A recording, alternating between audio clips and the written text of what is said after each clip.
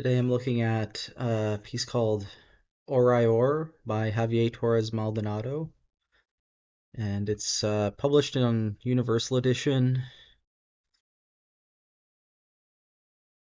Maybe this is at the top is an award it won. Yeah, the International Mozart Competition of Salzburg 1999. So this is an award-winning piece. I guess he may have won the publication rights as well or something. Um, This is basically just like a fantastic piano piece, which I discovered years ago. He would have been 30 years old, so around my age when he composed this. And you can see it's handwritten. It's really nice looking. Yeah, so there's no, the bar lines don't mean anything. That's what this performance note is. Pay attention to the phrasing instead.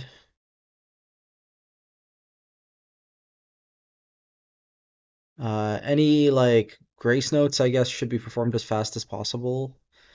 This is especially valid for long sequences.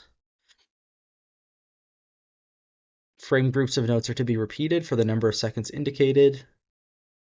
So for example, repeating these grace notes for a second.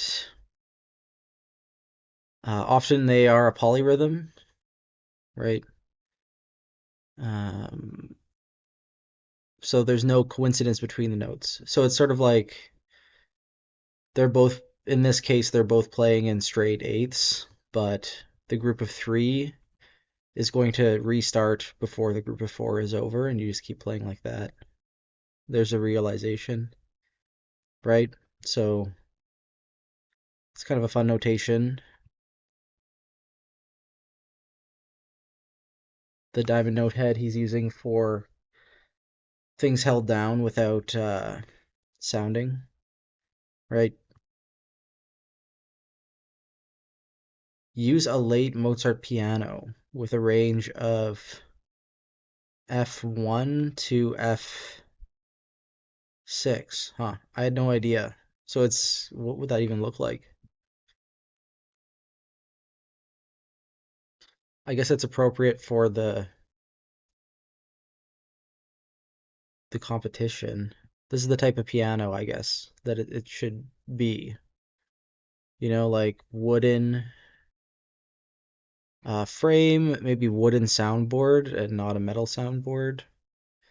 Less tension on the strings. What does it sound like? Does this one have the low F, I guess?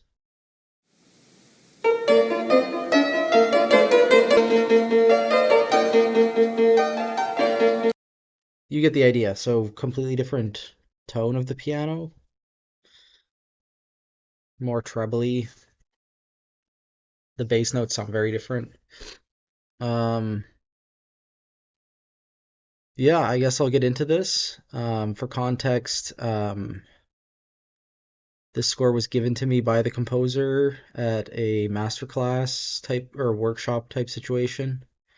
Um, and I guess it was written in 97. But this was like, after listening to his scores, like this was like my favorite one, at least back in 2018. So, um, yeah, I'm excited to share. Link to the recording is in the video descript, and I'll see you then. Okay, yeah, um, really magical. I think I'm sort of debating whether I still think it's his best. I don't know if it's really his best work because it's got some very clear like sections, He's kind of relying on very clear form. Um, Whereas some of his other works that we've looked at are a lot more subtle and like his transitions are a bit better, but just the ideas here are really good. Like so pianistic. The way they're notated really um, takes into account like how the piano is played, and a lot of these techniques are sort of tailored to like how the performer works, like passing around these fast little figurations where the last note lands together, right? Passing between hands. Just notating held notes, like versus fast grace note things, as his main two ideas, I think really works.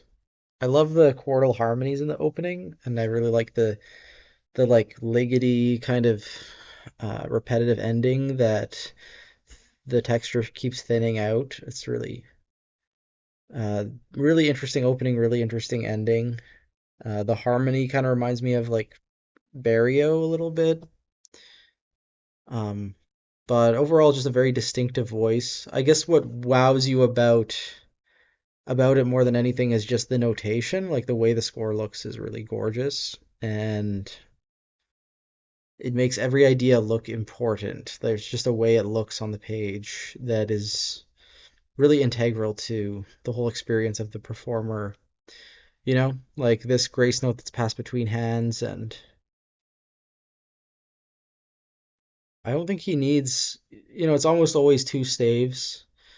Um, this stuff is really cool where he has the repeated box notation stuff, but he has silently depressed pitches in it. So instead of notating a third voice or anything, he just expects the performer to get it. Like you're thinking this rhythm, but you're holding this note down.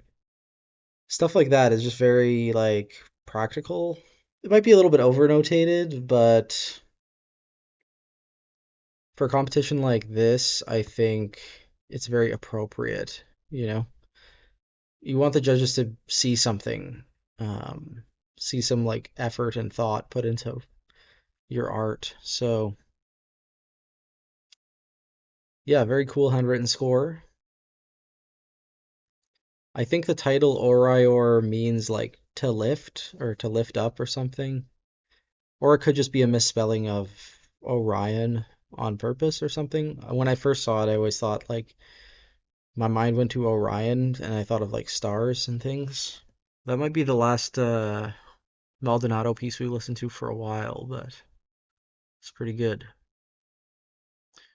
Next, we have a piece by a Canadian composer, Alan Gordon Bell, so that'll be interesting. First Canadian composer probably since the orchestra series, I want to say.